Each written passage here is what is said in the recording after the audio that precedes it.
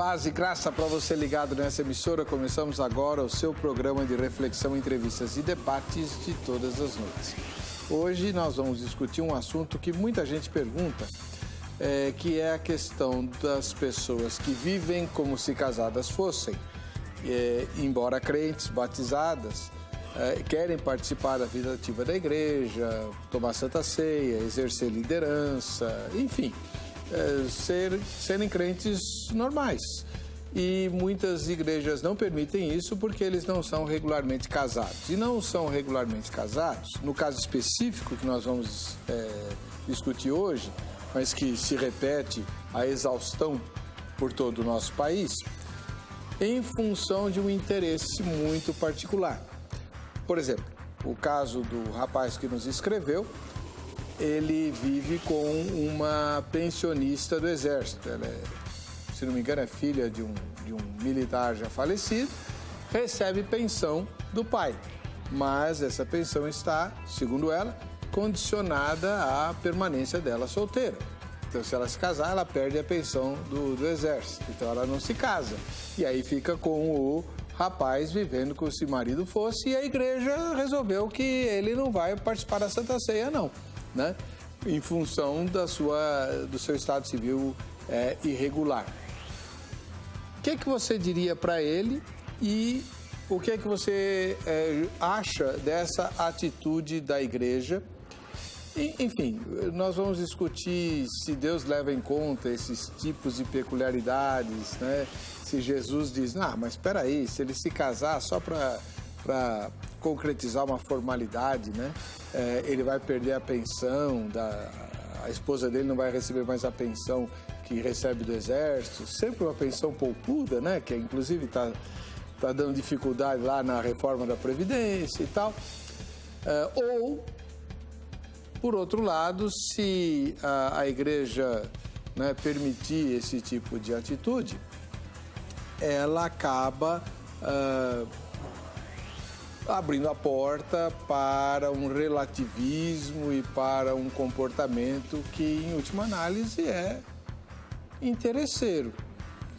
Afinal de contas, ninguém vai morrer de fome, né, por se casar com alguém que recebe como salário menos do que a pensão do pai. E se a pensão está condicionada ao estado civil, é para a pessoa permanecer sozinha. Se ela se une a alguém, ainda que não formalmente, ela está, de certa forma, burlando a lei. E aí? O que você pensa a respeito? Está no ar o Vejam Só.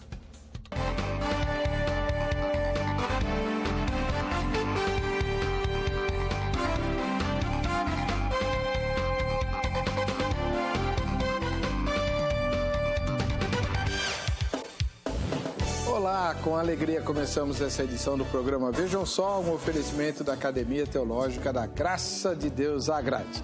Temos uma estreia hoje. O Dr. Wagner Pedro, que é diácono da Igreja Assembleia de Deus, Ministério Belém, escritor e também advogado, está conosco hoje. Seja muito bem-vindo, doutor. Paz e graça. Paz e graça, pastor Heber, pastor Luciano, é um prazer estar aqui contigo no programa. E a igreja que o senhor milita fica em que lugar? A sede fica na Avenida Paulo Avelar, na Parada Inglesa. Muito obrigado. Setor 4, Santana. Setor 4 da Assembleia de Deus, Ministério Belém. Exatamente. Maravilha. Lá o senhor é diácono, né? Estamos exercendo o diaconato. Amém. Seja muito bem-vindo. Glória a Deus. Muito obrigado. Do outro lado, voltando ao programa, o pastor Luciano Scala, da Igreja da Comunidade Evangélica Vale de Bênção. Seja muito bem-vindo, pastor. Paz e graça. Paz e graça, Deus abençoe.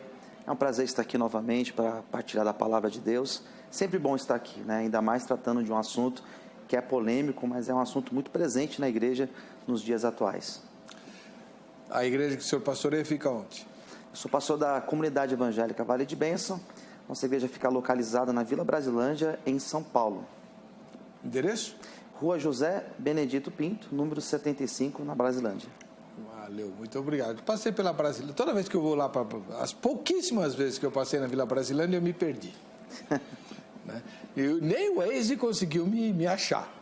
Né? Porque lá tem umas ruinhas, assim, umas ruelas, umas vielas. Tem umas ruas um pouquinho estreitas lá. Meu amigo, vou te contar uma história, viu? Mas, enfim, vamos ver a matéria na qual a gente nunca se perde. Vejam só.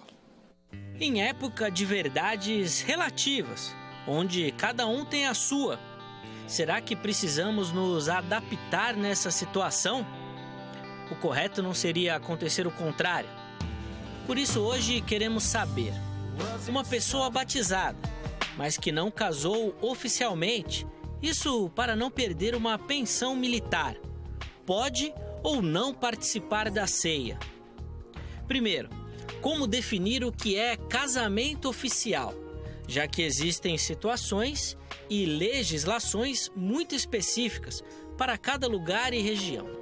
Só é casamento quando é realizado na igreja, ou vale quando é feito no cartório, ou ainda os dois precisam acontecer.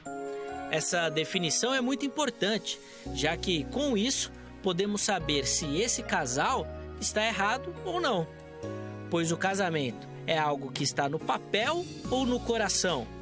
É algo que deve ser público ou o que deve ser feito é simplesmente a assinatura em um papel? Segundo, como podemos definir quem deve ou não participar da ceia? A participação é pelo mérito de Cristo ou pelo mérito próprio? Talvez todos irão responder por aquilo que Cristo fez. Isso mesmo. Porém, como definir quem pode ou não participar? No nosso caso, alguns dirão que essa pessoa está em pecado. E então surge a pergunta: quem não está em pecado? Alguém não pecou e pode então participar? Ou a ideia seria examinar-se, reconhecer os erros, reconhecer a necessidade do auxílio de Cristo e então comer e beber? São vários os aspectos que serão objeto de análise durante o nosso debate. E sem dúvida nenhuma, teremos muitos detalhes para aprender. Então prepare-se, pois o Vejam Só está apenas começando. Bom, pronto. Agora a gente vai tratar do assunto, tema, né, que é uma resposta ao irmão que nos procurou. Você viu aí a matéria, né? E vamos começar ouvindo o Dr. Wagner Pedro. Ele é advogado e também diácono da Igreja Assembleia de Deus do Ministério Belém. Como é que o senhor responderia, na sua primeira fala, Dr. Pedro, a essa pessoa? Bom, eu não vou ficar em cima do muro e vou dizer que a igreja não deve fazer a concessão. Para tanto, eu pretendo aqui apresentar 5 argumentos, que seriam esses argumentos teológicos, seria o argumento sociológico, o argumento ético, eclesiológico e jurídico.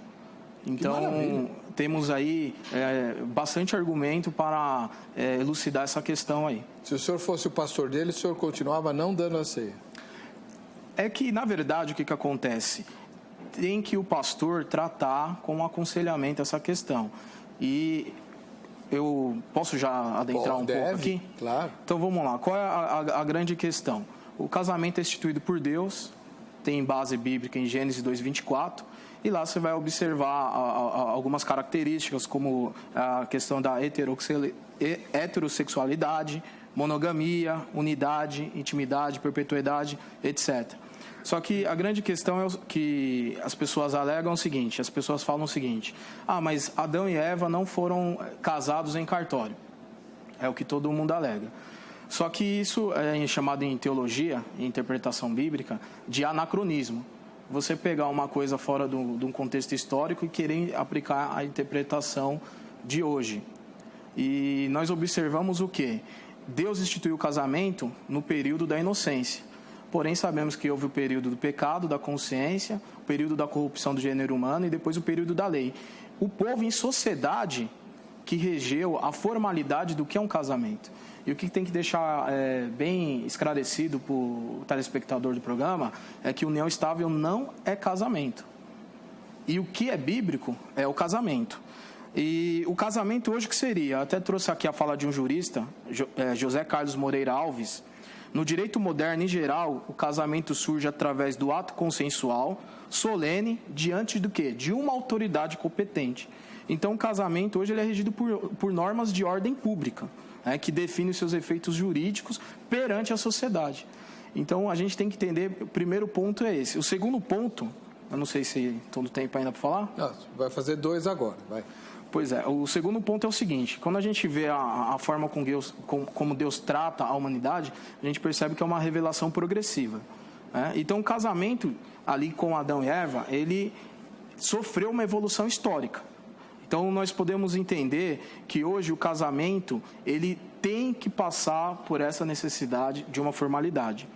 E o que borboletinha aí. E o que o pessoal tem confundido? O pessoal tem falado o seguinte, que união estável e casamento é a mesma coisa. Não é. A lei não trata dessa forma. O artigo 226, parágrafo 1º da Constituição Federal, vai dizer que o casamento é civil. Porém, a união estável, no parágrafo 3º, vai dizer que, devendo a lei facilitar a sua conversão em casamento. Então, a própria lei já está dizendo, união estável é uma coisa, casamento é outra. Né?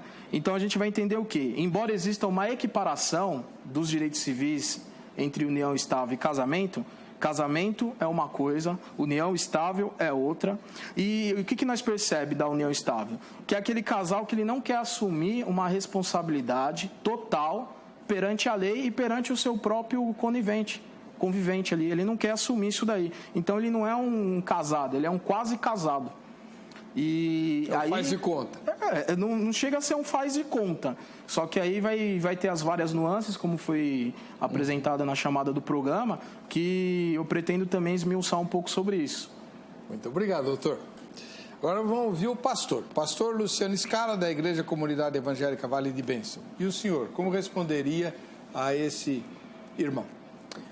Bom, é uma questão, como eu já disse na minha primeira fala, uma questão complexa, que exige sim um acompanhamento, um aconselhamento a essa pessoa. Porém, acredito que a igreja, ela não é detentora, ela não pode dar a ela não tem o direito de assegurar quem pode participar dos sacramentos. Então eu vejo que nós temos 2 sacramentos, temos o batismo, temos a Santa Ceia. Ambos pertencem a Cristo. Esse tipo de julgamento de quem pode ou quem não pode é um julgamento muito complicado. Eu acredito que o papel da igreja, pelo menos o meu papel de pastor, que sou um pastor local, pastor de igreja, o meu papel é muito mais esclarecer a pessoa, orientar a pessoa, explicar para ela todas as questões relacionadas àquele sacramento, mas quem determina não sou eu. Eu considero muito o texto de Coríntios, quando Paulo vai dizer, examine o homem a si mesmo. Então, eu acredito que o papel da igreja, nesse caso, não seria o papel de colocar a pessoa na balança e dizer, esse pode, porque esse caso aqui, essa pessoa pode participar ou essa pessoa não pode participar. Eu acredito que deve ser considerado a liberdade da pessoa. Eu acho que o papel da igreja seria um papel de aconselhar, de orientar e de explicar a realidade do sacramento. Tá bem, pastor, mas vou aprofundar um pouquinho mais a questão. Se ele fosse membro do senhor, se o senhor fosse pastor da igreja dele, e ele perguntasse, pastor, no meu lugar, o senhor tomaria ou não a ceia, o que o senhor diria a ele? Eu, quando atendo um caso como esse, eu procuro deixar a pessoa totalmente esclarecida acerca da situação. Eu, numa situação como essa, eu casaria. O que eu diria para essa pessoa é isso, eu casaria. E se não casar, não toma ceia? Eu não oriento a pessoa a não tomar ceia. Eu acredito que a pessoa, ainda estando numa condição como essa, eu não digo para a pessoa, não tome a ceia. Por quê? Porque eu acredito que a Santa Ceia, o papel dela é trazer a comunhão da pessoa com o corpo e da pessoa com Cristo. Mas se ela está em pecado, voluntário, deliberado? Por isso que eu digo, numa situação como essa, eu casaria e aconselharia a pessoa a casar. Mas se a sua noiva não quer casar, o senhor não casa, certo? Certo. E aí, enquanto o senhor não casar, o senhor participaria da ceia assim mesmo? Vamos ficar nesse ciclo, né? O senhor, se fosse o senhor, Se eu tomaria a ceia? Eu tomaria a ceia. Então, é isso que eu Numa queria. situação como essa, eu tomaria. Tá. Tem tempo para fazer enquete ou deixa para o próximo? Então vamos lá, vamos para a enquete agora. Lá no facebook.com/programa, vejam só, você tem a pergunta que nós queremos que você responda. Neste caso, o caso que nós estamos discutindo, a igreja está certa em negar a Santa Ceia para esse membro? Sim ou não? Aí você vai dizer assim, mas afinal de contas, o que a Bíblia diz? E eu vou dizer o mesmo que eu digo toda noite. Vai lá para a grade e estudar a palavra de Deus. Tem o curso bíblico em mais de 600 lugares diferentes no Brasil para você estudar. Todos esses lugares têm o curso bíblico. Todas as filiais da grade têm o curso bíblico. Algumas filiais têm outros cursos além do curso bíblico. Para você saber, é só ligar amanhã no horário comercial para 0 Operadora 11 3115 0819 3115 0819 ou então entrar no site agrade.com.br. E para quem está estudando, quer estudar ou está com problema aí de memória, chegou o nosso querido irmão André. Vamos lá.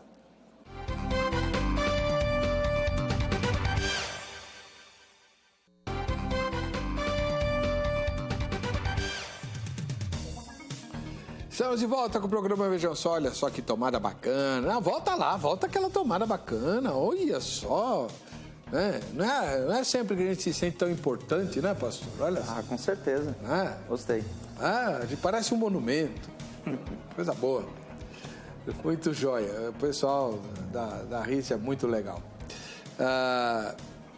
Falar em legal, enquanto a gente estiver vendo as fotos aqui, eu precisava de mais água, que me esqueceram de mim. A Bíblia promete galardão para quem der um copo d'água fria pro pastor, tá bom? Vamos ver as fotos do Vejam Só, quem assiste ao Vejam Só. Vamos lá, a primeira foto de hoje vem de Curitiba, capital moral, né, do Brasil.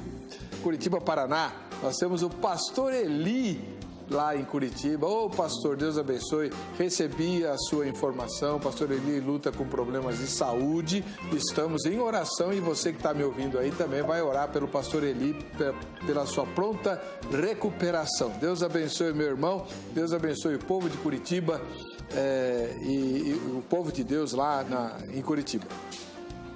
Segunda foto vem de Poá, na Grande São Paulo.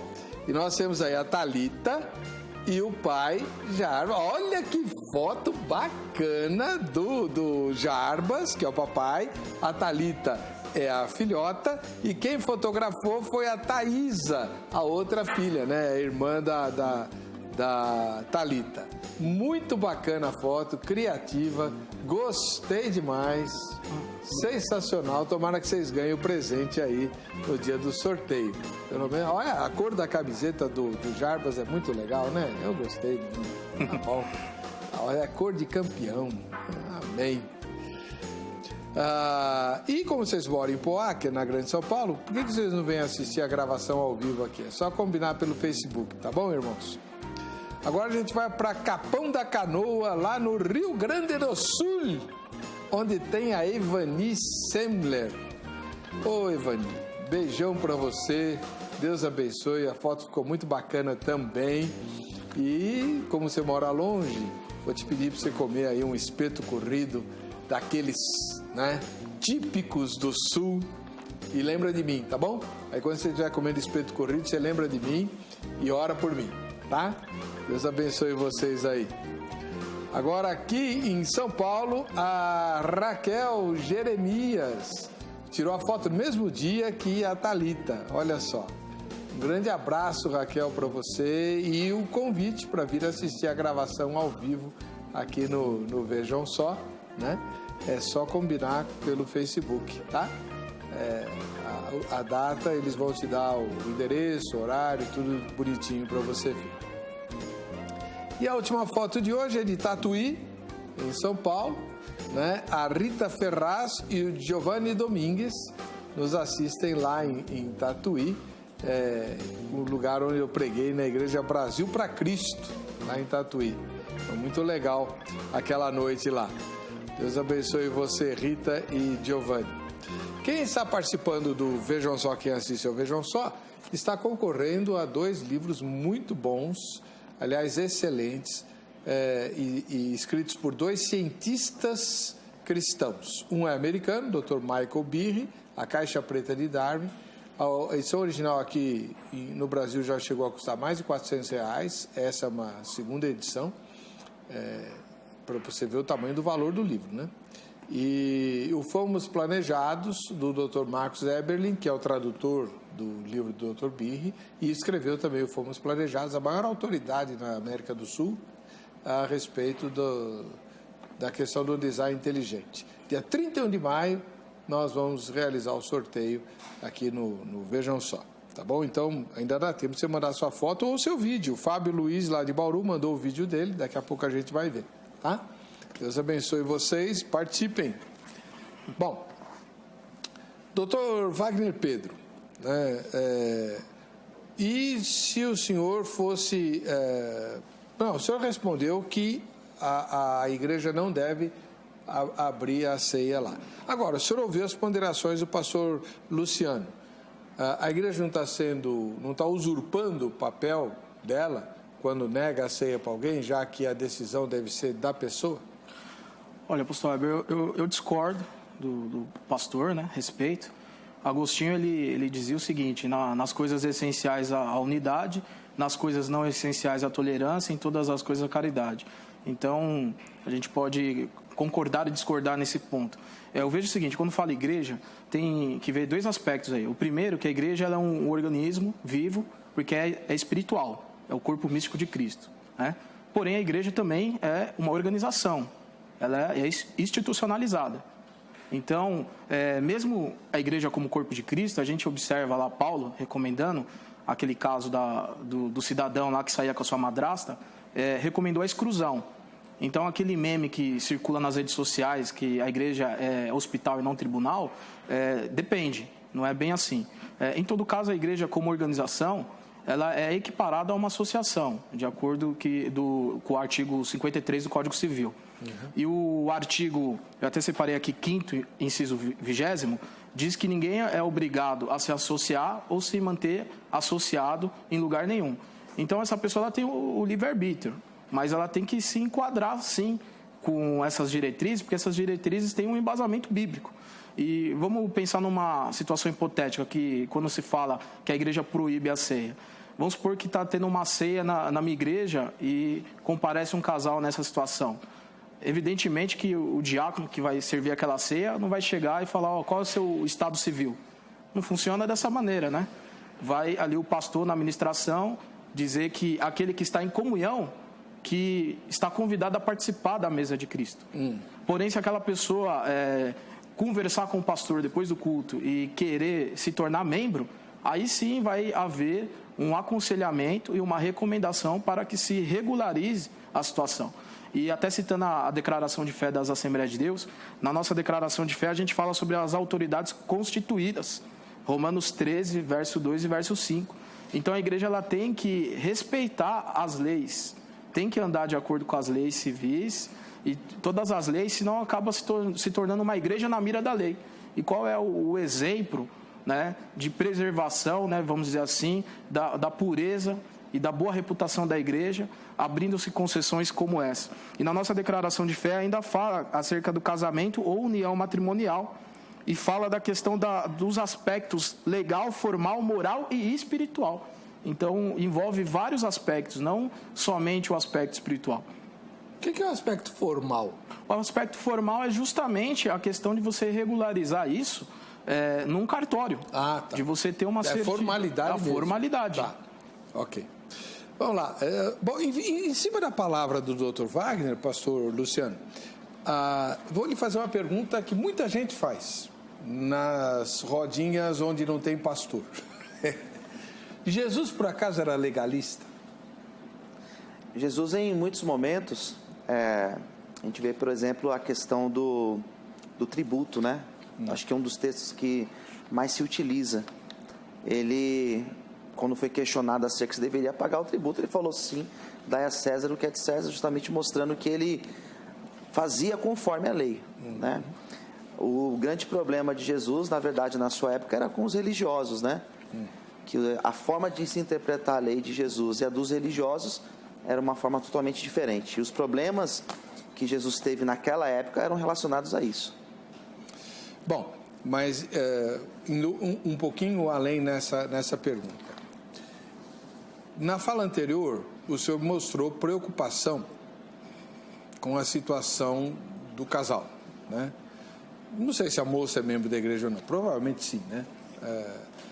Aí se juntou com esse rapaz e tal, e ela não quer casar porque ela tem a pensão do pai, e se ela casar, ela perde essa pensão, né? Porque é viúva ou filha de militar que morreu, enfim. Aqui no Brasil tem umas coisas muito estranhas, mas vamos lá.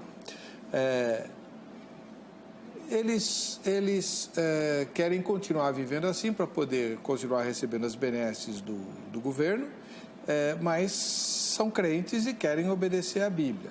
Tem como contemporizar esse tipo de coisa, pastor, na sua opinião? Eu acho complicado, porque nós devemos fazer conforme a lei ensina, temos que fazer conforme a palavra de Deus. Eu acho que é uma situação onde o casal precisa estar consciente da responsabilidade. Até no fato, porque tomar a ceia, ou participar do batismo ou da ceia, onde a pessoa ela é total responsável pelo seu ato, essa pessoa tem que estar muito consciente.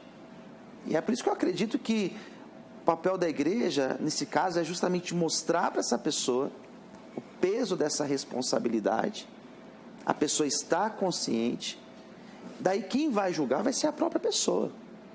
Se ela realmente quer participar da ceia, se ela realmente se sente na comunhão, porque eu não me vejo no papel de dizer se essa pessoa está apta ou não de tomar a ceia. Eu não vejo. Eu, quando vou ministrar a ceia na igreja, e por mais que eu faça todas as recomendações, aquele que está em comunhão, aquele que está em comunhão com Cristo, comunhão com o corpo da igreja, eu não consigo saber se de fato todos estão enquadrados nesse papel.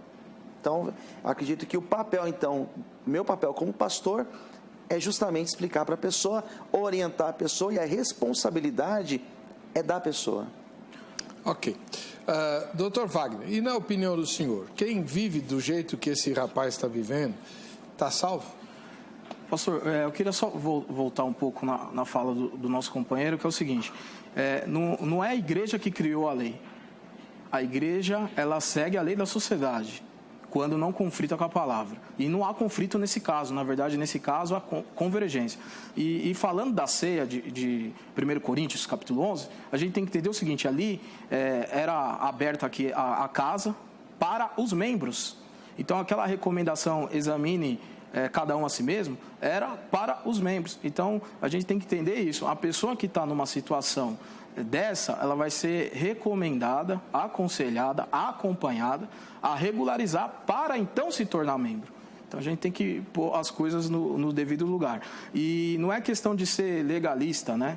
Porque andar correto hoje parece que virou ali a alcunha de ser legalista. Não, Jesus, ele disse em certo momento, dai a César o que é de César, ou seja, ele mostrou um respeito pela lei do império. Então, a gente vai observar na sociologia que o casamento sempre teve formalidades, de acordo com o período histórico. Isso aí começou como? Eu vou citar aqui um teólogo alemão, Hans Walter Wolff. Ele diz assim, o casamento se estabeleceu juridicamente pela primeira vez quando um homem livre tomou por uma mulher a sua esposa e pagou o pai dela um dote. Isso já foi o primeiro ritual ali jurídico, a instituição de um dote. E na cultura judaica, a gente vai ver, eu até coloquei aqui para citar, porque tem gente que pensa que, por exemplo, José e Maria foram lá e se juntaram numa união estável. De maneira nenhuma. Na cultura judaica já havia ali o seu contrato para noivado. Eu até peguei aqui para a curiosidade do público, né? Chamava Yad, né? Que significa noivado. E também havia, no período dos reis, um contrato de casamento chamado Hatunã, que significa bodas. E já o período pós-cativeiro, né? Pós-cativeiro da Babilônia, havia um contrato de casamento chamado Ketubá, que significa coisa escrita. Então, sempre houve formalidades. As formalidades, elas mudam de acordo com o período e com o local, mas sempre houve formalidades. Já no período medieval, por exemplo, você pega a palavra casamento em latim, casamentum, vem de terreno como habitação. Porque qual que era a ideia no período medieval? Que quando iria se casar, dava-se o dote como uma casa. Dava-se o dote. Então, isso era formalidade.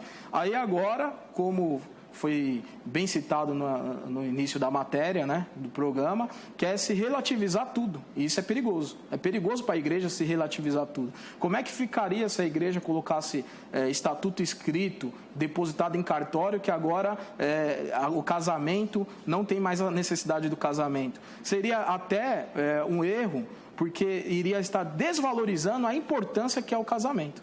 Então, eu entendo dessa forma. Bom, pastor Luciano, um problema paralelo, né?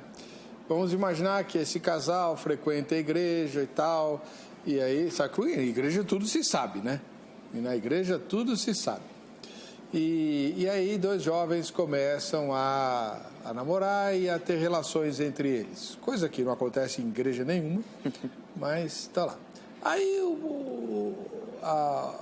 a mãe da moça, incomodada, né, porque o namorado da moça é filho de um presbítero, né, aí vai lá falar com o pastor, né, sempre sobra para o pastor. Afinal, ele ganha para isso, né? Então, sabe porque é filho do presbítero? O senhor não vai chamar a atenção do rapaz e tal, papapá. Aí o senhor chama o casal, né, e mostra a palavra e eles vão dizer, mas espera aí. Por que o fulano que vive com a cicrana, né, pode e nós não podemos? Só porque ela não quer casar para não perder o din-din que ela ganha do governo? E aí? Eu vejo que a dificuldade que eu vejo em tudo isso seria se o casal quisesse assumir um ministério dentro da igreja, quisesse exercer alguma função dentro da igreja, aí eu vejo uma questão que seria complicada para a gente administrar. Não teria como, porque a pessoa que quer exercer o ministério, que tem o chamado para exercer o ministério, ela serve de modelo. Agora, referente à pessoa em questão de Santa Ceia, no caso dos jovens, ou no caso desse casal, eu particularmente não iria impor, vocês a partir de hoje, vocês não podem participar da Santa Ceia. Eu não iria impor. Nos 2 casos, tanto no caso do casal, como dos meninos, eu iria orientar, explicar a situação de pecado que está fora da palavra de Deus. Eu entendo perfeitamente sobre o casamento, a função do casamento, o papel do casamento e como é sagrado, perfeitamente. Isso é um ponto. Agora, dizer não pode participar da ceia, eu não diria, em nenhum dos casos. Tanto dos meninos como também desse casal. Eu iria orientá-los. Mas, em suma, pastor, o casal aí em tela está errado? Errado nos 2 casais, tanto dos meninos como também. Não, dos meninos, né? Sim, claro. Mas... E principalmente, claro que está errado. Mas é compreensível. O senhor responde depois. Tá? Vou agora ver Mas não é compreensível? Vai abrir mão aí de 8, 9 mil reais de pensão? Por causa de um papel, né? Por causa de um papel? Fala sério, né? Quem mandou o vídeo para nós foi o Fábio Luiz, ele mora em Bauru, no interior de São Paulo, e a gente vai ver qual é o recadinho dele para você seguir o exemplo também. Faz seu vídeo, faz sua foto, manda para nós pelo Facebook, porque você vai concorrer no sorteio do dia 31 a 2 presentes fantásticos. Vamos lá? Do programa Vejam Só, eu sou o Fábio de Bauru, da Igreja Casa da Bênção, estou sempre ligado no programa e queria deixar um tema para vocês. Sabemos que a Bíblia é a palavra inspirada por Deus aos homens, e também sabemos, né, que há muita discordância em certos assuntos, como os pré-tribulacionistas, os pós, sentido figurado, sentido literal. Então, como diz em 1 Coríntios 14:33, diz que onde há Deus não há confusão. Então, por que há tanta confusão assim em certas passagens da Bíblia? Será que está faltando o Espírito Santo de Deus em nossas vidas? Amém. Deus abençoe a todos. Fábio, você gosta, né? Pois é, graças a Deus que tem essas coisas. Bom, se há Deus eu não sei, Mas por causa dessas confusões existe o Vejam Só 18 anos. Exatamente. Né? Então a gente tem espaço aqui para discutir as coisas, se bem que o espírito da Bíblia não é para discutir, né? Romanos 14 fala para a gente não discutir opiniões, né? Grande parte dessas divergências, viu, Fábio, vem de preferências pessoais. Esse é o grande drama nosso, né? E em boa parte dessas divergências, acho que Deus se diverte meio que a mineira lá no céu com as nossas picuinhas. Porque no fim das contas, meus irmãos, minha irmã, a maioria dessas coisas não leva a nada. A nada. Se a gente vai passar pela tribulação ou não, o que Jesus mandou fazer? Está preparado. Não é porque você crê que o arrebatamento vai te livrar da mão do anticristo que você não vai enfrentar nada. Você tem que estar preparado, senão você não vai ser arrebatado ou arrebatada. Você tem que estar preparado, venha o que vier, seja como for, aconteça o que acontecer, você tem que estar preparado e preparada. É isso que Jesus ensinou em todas as parábolas dele sobre vigilância, né? Mas eu quero saber como vai ser. Deus não mostrou. O que Deus ensinou, o que Deus revelou, é o que interessa. Esteja vigilante, esteja preparado, porque você não sabe o dia nem a hora. E Jesus podia ter dito, também não sabe como vai ser. Ponto final. Mas aí perde a graça e a gente perde o programa. Então é bom que a gente tenha as divergências aí. Porque até quando você vai... Agora falando sério mesmo, a vantagem das divergências é que você se interessa por um determinado assunto e vai estudá-lo a fundo. Como consequência, você fica conhecendo as Escrituras. Não tem perigo nenhum, não tem problema nenhum você ter uma posição firme sobre salvação, se é calvinista ou se não é, sobre escatologia, se você crê no arrebatamento antes da tribulação ou depois. Tanto faz, não tem importância, desde que você esteja firme nas Escrituras, porque estando firme em algum ponto das Escrituras, você vai estar firme no essencial, que é o que interessa. E quando a gente chegar no céu, a gente tira as dúvidas. Vamos para o intervalo.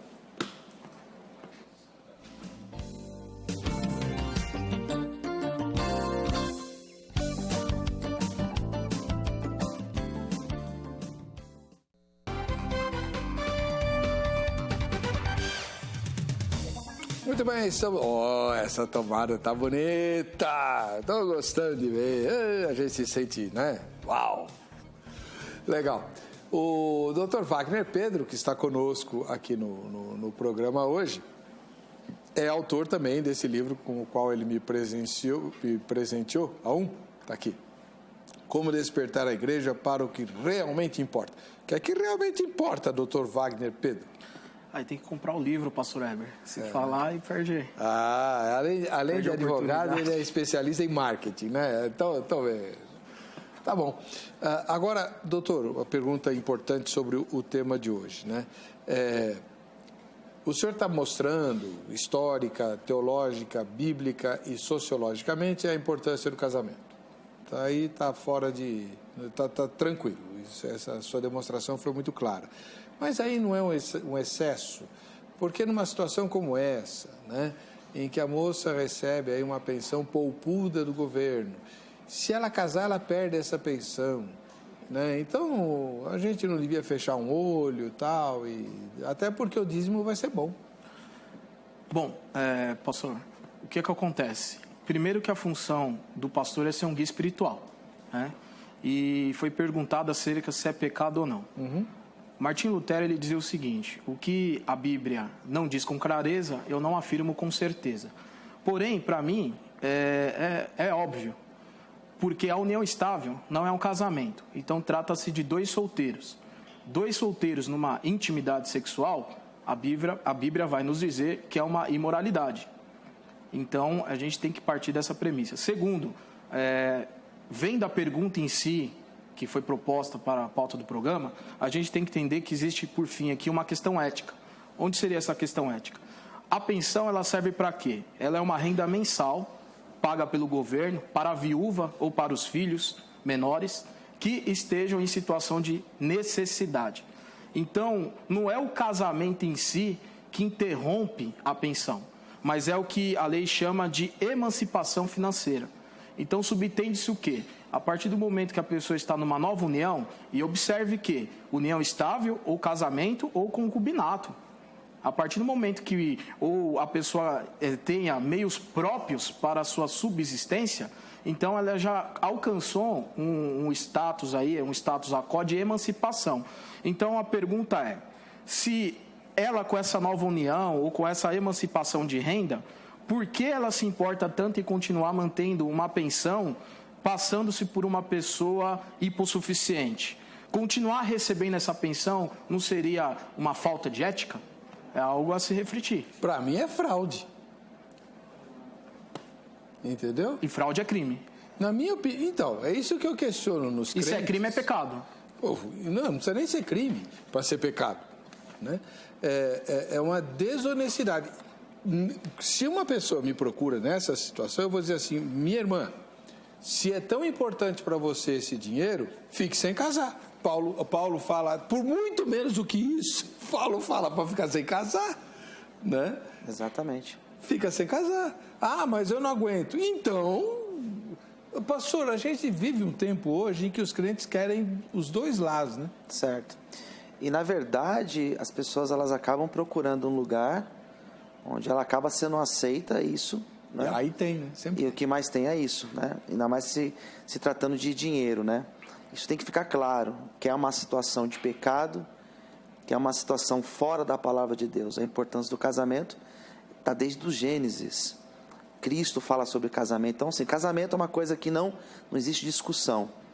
O que eu vejo como uma discussão aqui no tema é a igreja, como ela se posiciona, mostrando que é pecado. Isso e todas as outras coisas.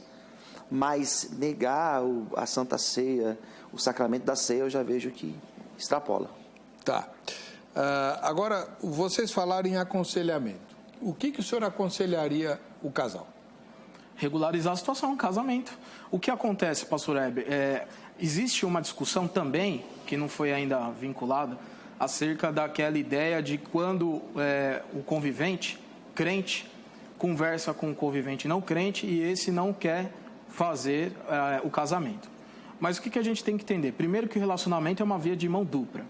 Se de um lado um fala que não quer, o outro pode colocar um ponto final. Porque o que a gente tem que entender? Que a separação de corpos nesse caso não é divórcio, porque nem chegou a ter casamento. E aí a Bíblia vai dizer que a pessoa, lá no livro de Coríntios, está sob um jugo desigual. E o que é o jugo desigual? É o peso da desigualdade. Como é que o crente vai estar com o não crente numa situação dessa? Aí alguém vai falar, mas isso é um radicalismo, existe amor, eles se amam. Então, pois bem, se de um lado um bate o pé e fala que não quer casar, então do outro também pode bater o pé e falar, olha, eu também não posso entrar em imoralidade sexual. Conheci um casal, eles estavam noivos. E aí a moça se converteu. Os dois eram não crentes, o rapaz era um bom católico, mas ela não era nada. Aí ela se converteu. E aí ele não quis se converter, porque era católico e tal. Aí ela falou assim, bom, se você não quer meu Jesus, você também não vai me ter. Né? Porque você tem que me amar e para me amar tem que amar o meu Jesus também. Ela era uma cearense dura na queda que só. Né? Pois ele acabou se convertendo, ficou um crente bem melhor que ela, por sinal. O evangelho de nosso Senhor Jesus Cristo é um evangelho de renúncia.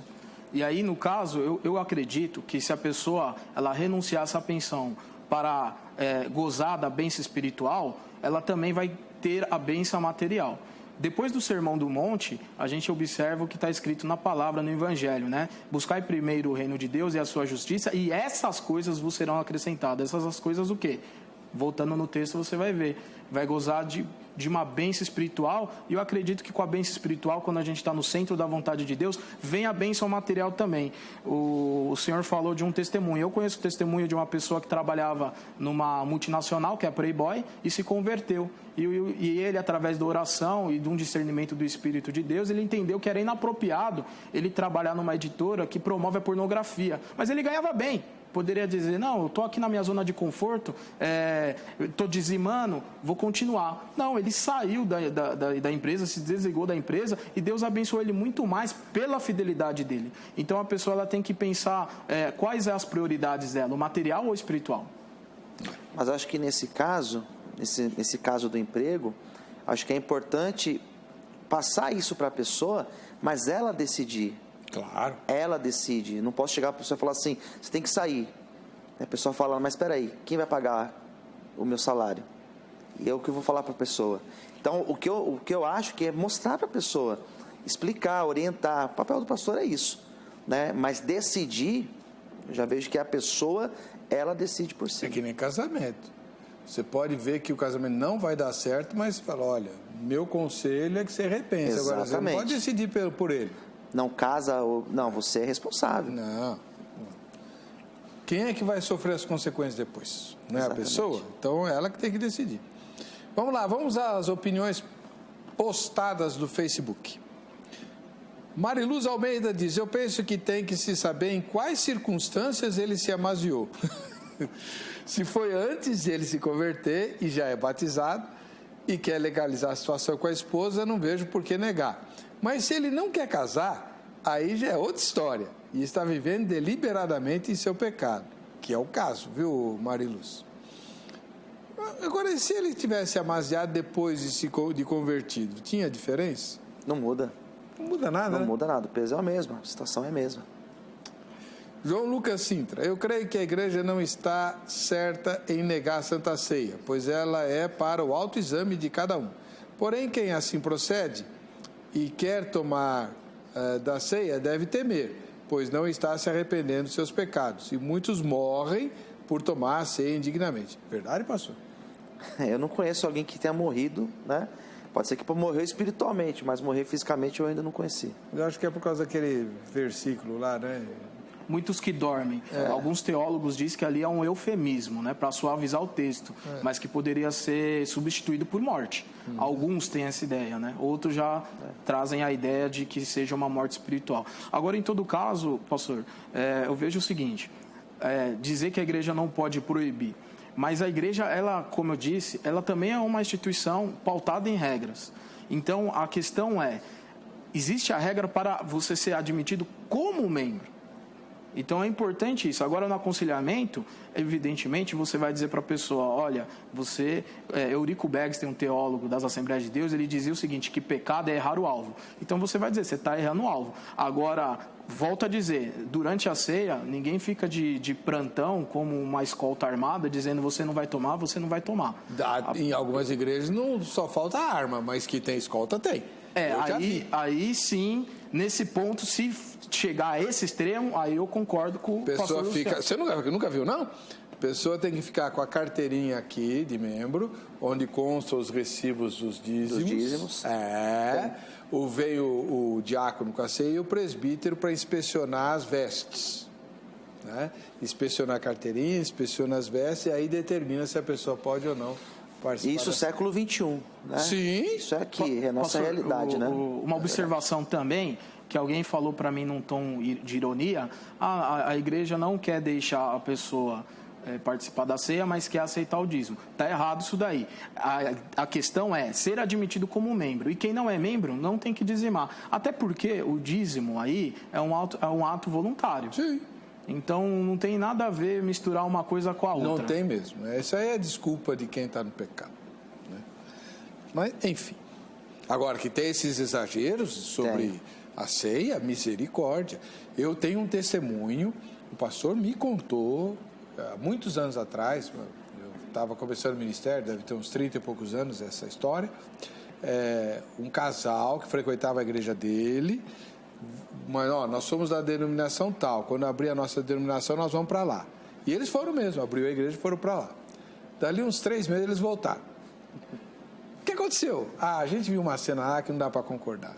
Um casalzinho querido da igreja, que a gente acompanhou desde criança, né? Namoraram, casaram, a gente ajudou eles a casar e tudo, gente muito simples, muito humilde, não tinha dinheiro para viajar, né? Fizemos um casamento na igreja no sábado, não tinha dinheiro para eles viajarem, no domingo eles vieram para a igreja, era dia de Santa Ceia.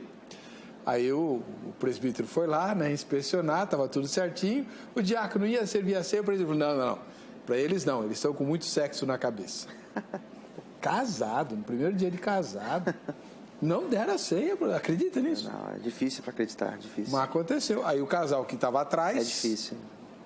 Falou, não, aqui não é nosso lugar. Aqui não cabe. Isso é que eu chamo de legalismo. Sim. Agora, no tema em tela aqui, eu percebo o seguinte também. Muitos não querem sair da zona de conforto. E eu costumo dizer que nada muda se eu não mudo. Então, a pessoa ela prefere ficar ali naquele comodismo e, infelizmente, o ser humano é especialista em transferir a responsabilidade. Então, é um problema que a pessoa tem e ela quer transferir a responsabilidade para a igreja e quer ficar se vitimizando. Mas não existe vítima aí. Então, eu entendo que o pastor tem que tratar isso com muita seriedade, aconselhamento, mas não com coitadismo. Não tem que ter síndrome de coitadismo, que não tem nenhum coitado ali. Janaína Lima. Opa, essa aqui o senhor vai gostar. A ceia não é para servir de punição. Ela deve ser vista como uma comunhão em Cristo Salvador. As pessoas julgam demais, isso sim é pecado. É isso mesmo? Eu vejo por esse caminho mesmo. Exatamente isso. Mas aí, Calvino usava a ceia para punir, não usava? A minha formação é católica, eu já até comentei isso em outros programas, né? Minha teologia foi uma teologia católica. E os fundamentos do catolicismo, relacionando-se aos sacramentos, é totalmente punitivos. A questão do casamento, se a pessoa for de uma segunda união, eles não vão servir a ceia, tem várias coisas, né? Ele não vai poder participar, a pessoa vai ser excluída da igreja. Então, assim, essa base católica eu estudei lá atrás e eu pude ver esse legalismo, né? E eu vejo que lá no começo a concepção cristã era muito próxima a isso. Os reformadores estavam muito próximos a essa realidade. E é aquilo que até o próprio doutor comentou, né? As coisas elas foram, a revelação ela foi acontecendo, né? E eu vejo que nesta época de Calvino estava muito ligado a isso, nessa época ainda, né? Então é algo que a gente tem que rever, né? A igreja reformada se reformando, mas ela não se reforma nunca, né? Uma vez eu perguntei para um reformado daqueles bem castiços, né? Falei, o senhor lembra desse mote da igreja reformada? Igreja reformada, assim, lembro, tá certo, tá. Se dependesse do senhor, o que o senhor reformaria na sua denominação? Nada. Então tá. Na verdade, o lema da reforma é uma igreja reformada sempre reformando, né? E algumas igrejas parou no tempo. Agora, em todo caso, quando fala em comunhão, fala comunhão com Cristo. Mas não existe comunhão com Cristo sem a comunhão com o próximo. Que a palavra comunhão vem de comum união. Então, essa ideia de que eu sou uma igreja, porque pega 1 Coríntios, capítulo 6, fala, eu sou templo do Espírito Santo. Sim, você é templo do Espírito Santo, porém você é igreja coletivamente, você é igreja em conjunto. Então, partindo desse pressuposto, quando você vai participar do sacramento da ceia, você também tem que estar em comunhão com a igreja, e a igreja não só a instituição, com os irmãos em Cristo ali. Então, eu entendo que não é um assunto banal essa questão. E aí, essa questão proibir ou não proibir, se não proibir a pessoa participar, para a sua própria condenação, mas que está errado, está. Mas, doutor, a igreja, inclusive a própria Assembleia, já foi bem rigorosa nesse ponto. Eu tenho uma aluna cuja vovó, ela era criança, a vovó foi disciplinada porque passou base na unha. E não pôde participar da ceia. É da Assembleia. O que acontece? Eu vejo o seguinte, a Assembleia de Deus é a maior denominação pentecostal evangélica do Brasil. Então, é difícil você padronizar uma igreja que tem tantos ministros. Só que a igreja ela tem procurado padronizar e de maneira ética e correta. Tanto assim é que a nossa declaração de fé no Brasil é recente. Acho que é de 2017. Agora? É recentíssimo. Nos Estados Unidos já tinha, mas no Brasil teve uma comissão ligada, no caso, a CGADB, e agora nós temos uma declaração de fé. Agora, o que se percebe também é que no passado, teve uma influência muito grande. Sabe que a igreja nossa começou Belém do Pará, ali entre nortistas e nordestinos e tal, teve uma influência assim do coronelismo. E saiu o sociólogo Gedeon Alencar e outros sociólogos vão falar sobre isso. Mas o que acontece? O erro ou o excesso de não pode generalizar. Existem muitos pastores dentro da Assembleia de Deus que tratam esse assunto com muita fineza, com muita delicadeza. Tá. Vamos correr que o meu tempo acabou. Vamos lá, Janaína, eu já falei. Roberta Cruz, apesar de estar no erro, se a pessoa quiser cear, é ela e Deus. A obrigação da igreja é alertar quanto ao risco de cear indevidamente, mas se negar a dar, jamais. É outra que concorda com o senhor, pastor. O pessoal está indo para esse caminho mesmo, parece. Marcos Mariano, tem que respeitar a instituição a qual você frequenta. Caso não concorde, procure uma instituição que não impeça de participar da ceia do Senhor. Aliás, o que mais tem no Brasil hoje é a igreja. Não tem mais igreja que bar, então dá para achar de tudo. Acha de tudo. Não sei se é bom, né? Agora, para terminar, acredito, pastor, que seria importante um alerta para quem, como disse o doutor, continua na zona de conforto. A Bíblia fala sobre pecar deliberadamente? A Bíblia ensina sobre esse pecado, ensina sobre a questão da omissão, de tantas outras formas, né? Acredito que o pecado ele deve ser sempre mostrado como uma ação de pecado e as suas consequências. Então, acredito que o papel da igreja, na atualidade, é justamente isso. Ainda que seja algo que todo mundo faça, não é porque todo mundo faz que a igreja tem que se adequar a isso. Mas o nosso papel não é de julgar se a pessoa deve ou não deve participar ou não. Acredito que o nosso papel é alertar e mostrar a gravidade do pecado e as suas consequências. Muito obrigado. Eu quero agradecer ao pastor Luciano Scala, da Comunidade Evangélica Vale de Bênção, e também ao Dr. Wagner Pedro, da Igreja Assembleia de Deus Ministério de Belém, que estiveram conosco, né, e que continuam com você. O contato deles está publicado no facebook.com/programa. Vejam só, e eles estão à disposição. Tempo para uma consideração de 30 segundos? Vai lá. Bom, eu creio que a Bíblia é a palavra inspirada por Deus. E quando eu me deparo com as cartas paulinas, a gente observa que Paulo recomendou a repreensão em alguns momentos e, como eu citei no decorrer do debate, até mesmo em casos extremos, a exclusão. Então, não é questão de um regimento interno, mas é a questão de se pautar na palavra de Deus, que é a nossa regra de fé e conduta. Legal. Agradeço a oportunidade. Vamos ver qual foi o resultado parcial da nossa enquete. A igreja está certa para 56% e 44% disseram que não. A gente se vê no próximo. Vejam só. Até lá.